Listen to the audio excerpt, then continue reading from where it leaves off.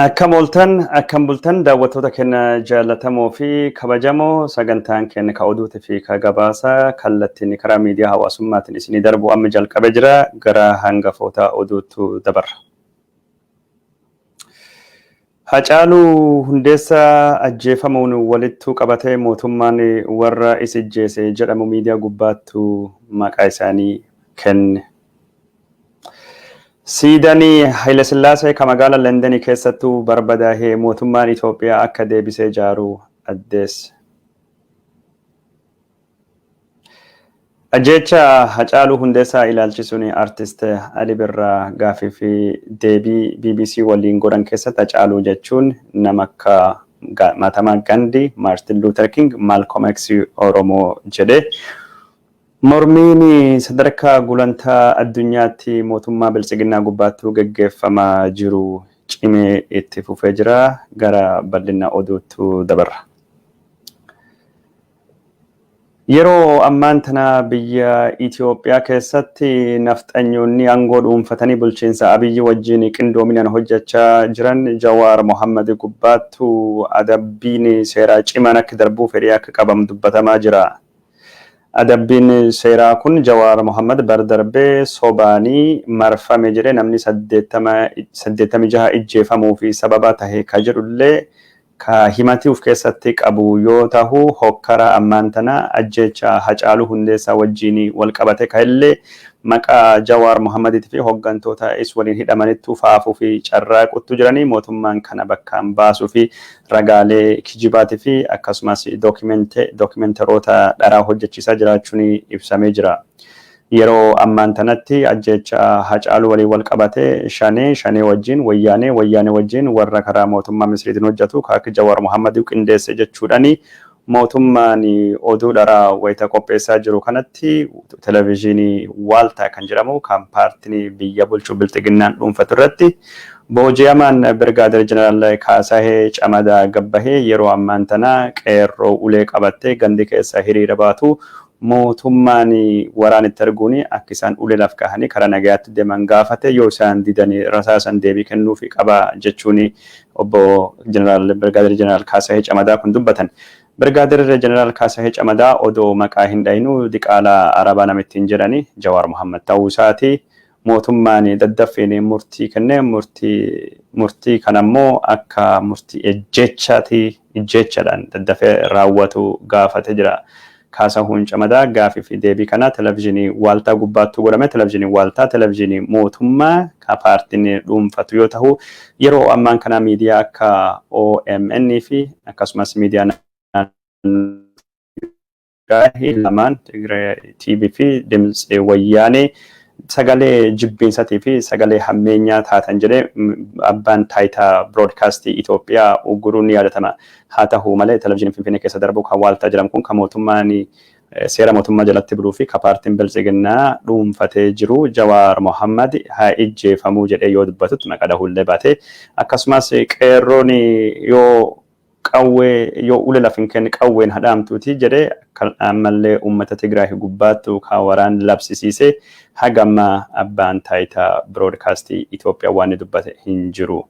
Haati alangaa Itoophiyaa adde Adaanech Abeebee ka miidiyaa OMN dubbii hammeenyaatiin himatte hagamma miidiyaa kan waan tokkoon himachuun isaa hin dhagamne. Kun kanumaan odoo jiru dubbiin Birgaadir Jeneraal Kaasahee Camadaa ka wayyaanin booji'amee gadhiifame jedhu kun dubbii akka laayyootti ilaalamuu qabu miti dubbii cimtuudha jechuudhaan miidiyaa hawaasummaa gubbaatti dheekkamsaa fi marii adda addaa kaasa jira. Dhimma kan irratti ka barreesse obbo Yaayyaa Bashir dubbii kan Oromoon akka salphaatti ilaaluu hin qabu. Dubbiin kun waan nafxanyoonni godaa keessatti haasawanii Kaasahee Camadaa qaqqabatee ittiin gabbahee karooruma sagantaa warri bilchiginnaa afaan Oromoo dubbatu qabu jechuun dubbiin kun akka waajjira muummicha ministeeraa keessa dhufuu dandeettu dubbatee jira. Namoonni sooshaal miidiyaa gubbaatti yaada kennatan hedduun dubbiin kun jabdu ka jedhani ummati Oromoo yeroo ammaa kana sagalee tokkoon tahee warra bilchiginnaa waajjira muummicha ministeeraatii fi akkasumas bulchiinsa Abiy Ahmed guutumaa guututti dhuunfatanii olola farra Oromoo geggeessaa jiranii dura dhaabbachuu akka Oromoon qabu dubbatanii jiranii. Kanaan walittuu qabatee dippiloomatiin Itoophiyaa olaanaan qoonsilaan waliigalaa magaalaa Los Angeles kutaa Kalifoorniyaa Dr. Birhaane Masqal karaa miidiyaa hawaasummaatiin yeroo ammaan tana warri nafxanyoota waajjira muummicha ministeeraa qabate Haacaaluu ajjeesisuu yookaan ajjeesuu qofa osoo hin taane ajjeecha Haacaaluutiin dubatti hokkaraa ka'ellee akkasumas rakkoo siyaasaa kaatirraa olaantummaa siyaasaa bira argachuu fi Oromummaan miidhame Oromoon ajjeefama Oromoon akka uummata balleessa qabu kan badii dalagatti hoggantoonni siyaasaa Oromoo ammoo akka badii dalaganitti dhiyeessaa jiran jechuun adeemsa waajjira muummicha ministeeraa warri dhuunfatee qabu kan nafxanyoota aadaawiyaan warri ittiin jedhe balaaleffatee jira. Yeroo ammaan tanatti waajjirri muummicha ministeeraa amanamummaa dhimma ajjeechaa Haacaaluutii fi hidhaa kan gubbaattuu hin qabu ka jedhe Dr. Birhaane Masqal Abbabee Sanyii daddaffiidhanii gareen waan kan qulqulleessitu ka walaba dhaabbatee mootummaan Abiy oduu harki keessa hin galfanne qulqullaa'ee dubbiin kun uummata dhiyaachuu qabaa jedhee jira. Kana walittuu qabatee bakka buutuun Human Rights Watch ka gaafa Afrikaa Letiishaa Beeker waajjirri muummicha ministeeraa ajjeechaa gosa kana qofa miti ajjeechaa gosa hedduutu biyya kan keessa ta'e ajjeechaa Simmenyoo Baqqalaa ajjeechaa ajaja waraanaa biyya hoggana waraanaa ka waliigalaa ka biyya ajjeechaa hoggantoota mootummaa naannoo Amaaraa ajjeechaa uummata Fayyaalee ka magaalaa Amboo ka magaalaa Mooyyalee ka magaalaa Gudarii fi ka bakka adda addaa mootummaan kun qoratee hin beekamu. Kanaafuu ajjeechaa Haacaaluutii fi waan jiru hundayyuu siyaasa fadoo mootummaan hin oolchine qaamni walabaatii fi bilisaa qoratee bu'aa isaa daddaffiidhaa fi karaa iftoomina qabuu fi uummataa fi ibsuu qabaa jettee yaadachiisuun ni yaadatama.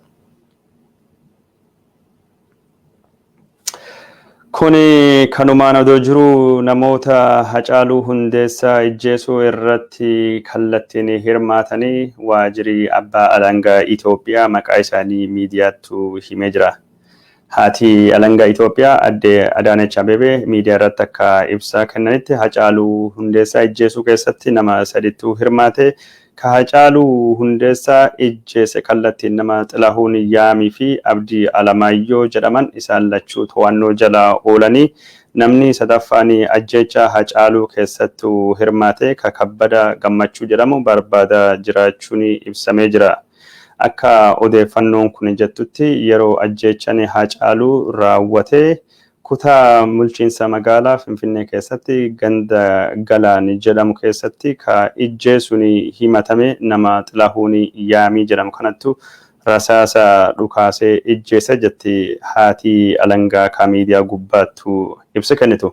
Haati alangaa yeroo miidiyaa gubbaattu ibsa kennaa turte kana maqaa warra dubbachaa jirtu sirriitti ka dubbisuu hin dandeenye namni tahee ka dubba sirreessu maqaa Waamii Yaamii jettee maqaa Xilahee jedhullee yeroo hedduu dogongoraa turte kun jechuun karoora Oromoo yakkuu kana dubbii nafxanyoonni raawwatan gara Oromoo deebisuu kana duuba taa'ee warra birattuu hojjechaa jira shakkii jedhu akka qabu Finfinnee Intercept gabaasee jira. Akka gabaasa Finfinnee Interceptitti wanni kun hundinuyyuu rakkoon ammatan bulchiinsa kan keessa jiru nafxanyoota ajjeechaa Haacaaluu waajjira muummicha ministeeraa wajjin ta'anii raawwatanii fi golgaa kennuu fi kan tahaa jiru jedhee dubbatee jira. Kan irratti xiinxalaan siyaasatii fi akkasumas miidiyaa hawaasummaa gubbaatti yaada isaa kennachuun kan beekamu obbo Yaayyaa Bashir ammaan tanattu ajjeecha godhame ka Haacaaluu kanallee fayyadamanii nafxanya irraa golgaa godhanii dubbii akka waldhaba maatii Oromoo godhuu fi namni waan kana ajjeese shaneedha. Shaneen ammoo warra wayyaanee wajjin taatee warra hojjete jedhee ka mootummaan dhiyeesse golga nafxanyootaa fi kennuu mootummaan carraaqaa jiraachuu mul'isaa jedhee dubbatee jira. Warri garii mootummaan Haacaaluu Hundeessaa ajjeesuu qofaayyuu odoo hin taane Haacaaluu ajjeese achiin dubatti bu'aa siyaasaa irraa buufachuu fi Oromoo yakkamaa godhuuni siyaasaa Oromoo keessatti yeroo ammaa kana Oromoon hagam tokko akka inni miidhamaa jiraachuutu jiru hagam tokko mootummaan biltsiginnaa kun diinaa Oromootiin akka inni dhuunfatame ka agarsiisu jechuudha. Akka haati alangaa Itoophiyaa har'a dubbattetti warri sadaanii Haacaaluu ajjeesan kun gariin isaanii afaan Oromootiif afaan Tigiriinyaa dubbata. Kun jechuun waan guyyaa Haacaaluun ajjeefame irraa kaasee pirezidaantiin mootummaa naannoo Oromiyaa obbo Shimallis Abdiisaatti dubbateen wal fakkaata. Obbo Shimallis Abdiisaa Haacaaluun akkuma ajjeefamettu gabbahee shanee kaansarii qabsoo Oromoo ni dhabamsiifna biltsiginnaan ni dhufaa jedhe dubbatamuun hin dagatamu. Daawwattoota keenya jaallatamoo fi kabajamoo tamsaasii oduu keenya itti fufee jira. Mootummaan Itoophiyaa ajjecha Haacaaluu Hundeessaa wajjin kanaan duratti nama 14 qabne san keessaa 11 dhiira 3 dubartoota jechuun ni yaadatama. Eenyummaa warra gadafanii ibsi adde Adaanech Abeebee waan jedhu hin jiru.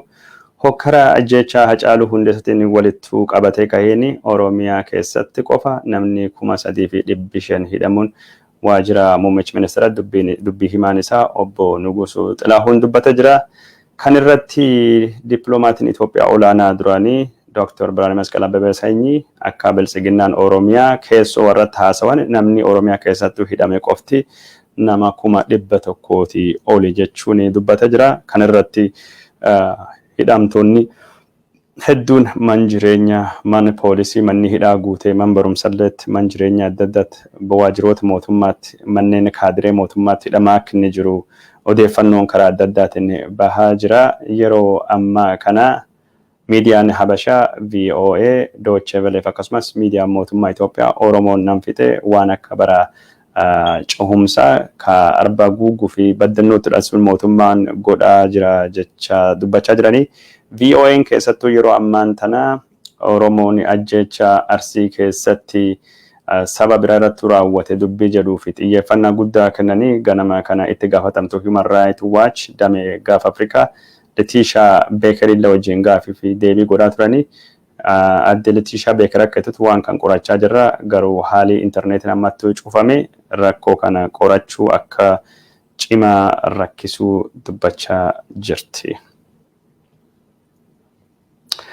Oduun keenya itti fufee jira gara oduu biraattuu dabarra torbaan dabre keessatti mormii uummataatiin ka diigame siidanii Haayile Sillaasee kan magaalaa Londonii keessa jiru akka deebi'ee dhaabbatu mootummaan Itoophiyaa ibse. Mootummaan Itoophiyaa karaa embaasota isaatii fi hojjettoota embaasii isaa ka bakka siidaan kun diigame daawwateen akka jedhetti ummati baqattoonni Itoophiyaa ka biyya London jiran yookaan hawaasi Itoophiyaa ka biyya London jiran mootummaa wajjin tahee siidaa Haayile Sillaasee bakka isatti deebisee dhaabuu fi akka hojjetu dubbataa jira. Miidiyaa hawaasaa gubbaatti dubbiin kun akkuma dhagahameeni kuni jechuun mootummaan bilisiginnaa nama Oromoo ka fixu jira Oromoo caalaa dhakaa Haayile Sillaasee akka inni cinqamu ka agarsiisa ka jedhanii siidaa Haayile Sillaasee deebisanii ijaaruun gocha siidaa Minilikii masaraa biyyaalessaa keessatti Abiyyi dhaabee fi eegumsa siidaa Minilikii ka birbirsa gooroo jiruu fi Abiyyi godhirra adda miti. Mootummaan kun diinummaa isaa ka Oromoo qabu labsatee yeroo ammaan tanatti siidaaleen cunqursaa diigamaa jiranitti biyyi isaanii keessattuu siidaa Haayile Sillaasee ka jige ka magaalaa London deebisee ijaaraa jechuun hagama tokko akka mootummaan kun qabsoo Oromootiif fi sabboonummaa Oromootiif Oromummaa tuffataa jechuun dubbachaa jiru. Kun kanumaan adoo jiru mootummaan Itoophiyaatii fi bulchiinsi mootummaa naannoo Hararii akka siidaa Mokonnin Guddisaa abbaa Haayile Sillaasee magaalaa Hadaree biyyoo keessatti deebisee ijaaruullee dhiibbaan guddaan godhamaa jira. Garuu qeerroo Oromiyaa ka baha Oromiyaa sodaachuun hagamma murtiin irra hin dhaqqabne malee siidaan abbaa Haayile Sillaasee ka magaalaa Harar keessattuu gombifamee caccabee akka deebi'ee ijaaramuu fi dhiibbanii sadarkaa waajjira muummicha ministeeratti godhamaa jiraachuutu dhagahama. Oduu kana jechuun akki jennu siidaan Minilik ni jiga siidaa Minilikii wajjin warri isa dhaabelleen yaadu warra qabulleen kufuun isaanii waan hin oolle dubbiin guddoon siidaan Haayile Sillaasee Londonii keessattuu qaari'ee deebi'amee dhaabbachuuf deebi'amee ijaaramuuf kanattu jira. Mormiin Oromoota biyya Ameerikaatii fi Awurooppaa itti fufeetu jira. Har'a mormiin gurguddoon magaalota Awurooppaa keessa fi magaalota Ameerikaa keessatti guyyaa tokkotti gaggeeffamee jira. Mormii guyyaa har'a Juulaayii 10 gaggeeffamu kan keessatti hirmaattonni hiriira adda addaa magaalota adda addaa keessatti qopheessan gocha ajjecha Haacaaluu Hundeessaatii fi hidhamuu hooggantoota siyaasaa ka Jawaar Mohammad dabalatee ka warra biraallee balaaleffachaa oolanii jiranii. Dhaadannoo adda addaa Abiyyi nafxanyaadha, Abiyyi ajjeesaadha, Abiyyi Oromoo hin ta'u, Abiyyi Itoophiyaa hin ta'u Jawaar gada dhiifamuu, Baqqalaan gada dhiifamuu, haqi Hacaaluu Hundeessaa fa'aa barbaadamu, Abiyyi aangoo gadhiisuu qaba, Oromiyaan bilisoomuu qabdi kan jedhuu fi dhaadannoon gosa adda addaa dhageessifamee jira. Qeerroon Oromiyaa hiriirii biyya alattuu gaggeeffamaa jiru kun kan haamilee nutti horee waan ta'eef hawaasni Oromoo biyya alaa waan hagammaa godhe kanaanii ofitti boonuu qaba. Hiriira kan gargari dhaabuu hin qabani.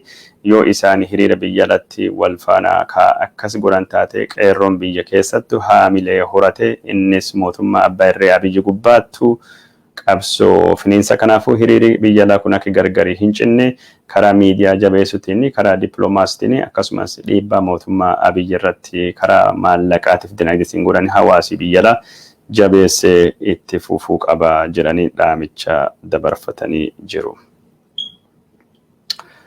Kun kanumaan odoo jiru mormiin karaa cufuu ka guyyaa 5 fi Oromiyaa guutuu keessatti qeerroon Oromiyaa labsee borarraa kaasee gaggeeffama. Kanaaf akka gargaarutti guyyoota 3 darban kanaaf hawaasi waan nyaataa bitatee akka inni kuufatu qeerroon dhaamsa dabarsee ture. Bifuma suniin ummati waan barbaachisu godhachuun borarraa kaasee Oromiyaa keessatti bakka hundayyuu karaa walitti fidu cufamuu deema.